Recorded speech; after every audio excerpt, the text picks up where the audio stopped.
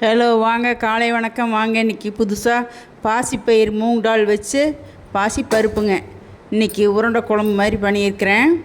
பாருங்கள் எப்படி சூப்பராக டேஸ்ட்டாக அருமைங்க. இந்த மாதிரி வேலை தான் கொஞ்சம் இருந்தாலுமே இது இட்லிக்கு, தோசைக்கு, சப்பாத்திக்குங்க எல்லாத்துக்குமே வச்சுக்கலாம்.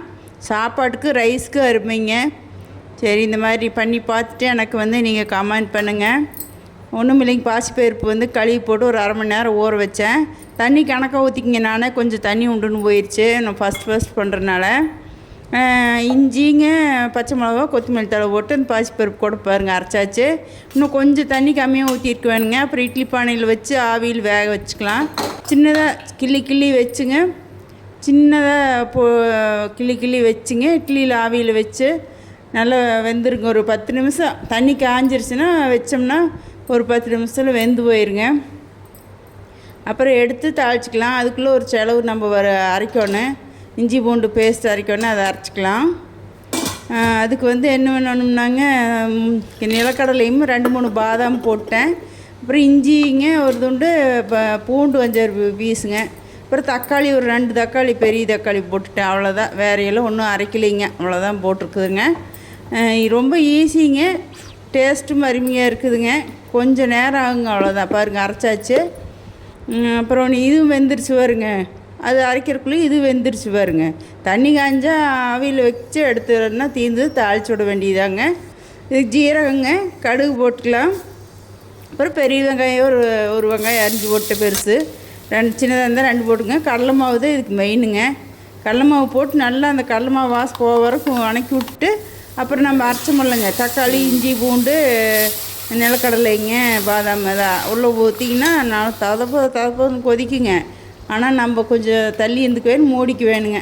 கொஞ்சம் ஓரளவுக்கு ஊற்றிங்க. அப்புறம் மிளகாத்தூள், மல்லித்தூளுங்க, மஞ்சத்தூள், உப்பு போட்டு, கரம் மசாலா கொஞ்சம் போட்டு, உப்பு போட்டு, அப்புறம் அவ்வளோதாங்க. நல்லா கிளறி விட்டு கொஞ்சம் நல்லா கொதி வரணுங்க. இந்த வாசமெல்லாம் போகிற அளவுக்கு கொஞ்சம் தண்ணி வேணுன்னு நீங்கள் ஊற்றிக்கிங்க. எனக்கு கல்லாட்டம் இருந்தால் தான் நல்லாயிருக்குன்னு நான் கல்லாட்டம் வச்சுக்கிட்டேன். இதை பாருங்க, இப்படி வரவணுங்க. ஒன்றுமே நல்லா எண்ணெய் ஊற்றினோம்னா நல்லா பிரிஞ்சு வரும். நான் எண்ணெய் கணக்காக தான் ஊற்றினேன். இப்போ தயிர் ஒரு கரண்டி ஊற்றிக்கலாம். ஒரு பெரிய கரண்டியில் ஒரு கரண்டி எடுத்து வச்சுருக்கிறேன். நல்லா அடித்து ஊற்றினோம்னா நல்லாயிருக்கும். நான் நேரம் இல்லைன்ட்டு அப்படியே ஊற்றிட்டேன். டேஸ்ட் அல்டிமேட்டுங்க. அப்புறம் நல்ல ஒரு கொதி பாருங்கள், இப்படி இப்போ எண்ணெய் பிரிஞ்சு வரையில். அப்புறம் இந்த நம்ம ஆவியில் வேக வச்சோமில்லைங்க பாசிப்பருப்பு உருண்டை, அதை எடுத்து உள்ளே போட்டுங்க. மீல் மேக்கருக்குன்னு குழம்பாட்டவே தாங்க பாருங்கள் எப்படி இருக்குதுன்னு. இன்னும் கொஞ்சம் பெருசாக போட்டிருந்தாலும் உருண்டை நல்லா இருக்குங்க. ஆனால் வேகிறது தேராவிட்டு நான் இப்படி போட்டுங்க. மீல் மேக்கர் மாதிரி இருக்கட்டுன்ட்டு இப்படி போட்டேன். அப்புறம் கொத்தமல்லி தழை போட்டுங்க. சூப்பருங்க. அப்புறம் நீ கஸ்தூரி மேத்தி இருந்தால் ஒரு க்ரஷ் பண்ணி அப்படியே போட்டுங்க.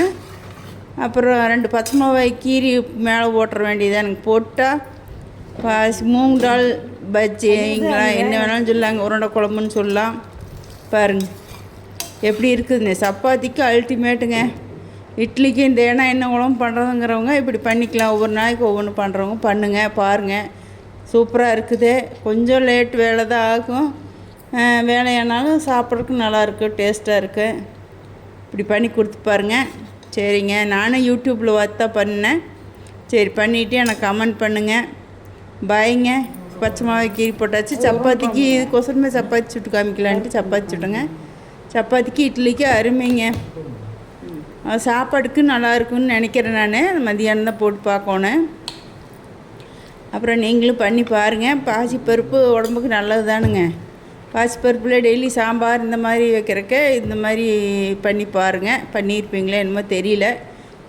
இன்றைக்கி தான் ஃபஸ்ட்டு பண்ணியிருக்கிறேன். நல்லா இருக்குது, டேஸ்ட் அருமையாக இருக்குது. சப்பாத்திக்கும் நல்லா இருக்குது, இட்லிக்கும் நல்லா இருக்குது.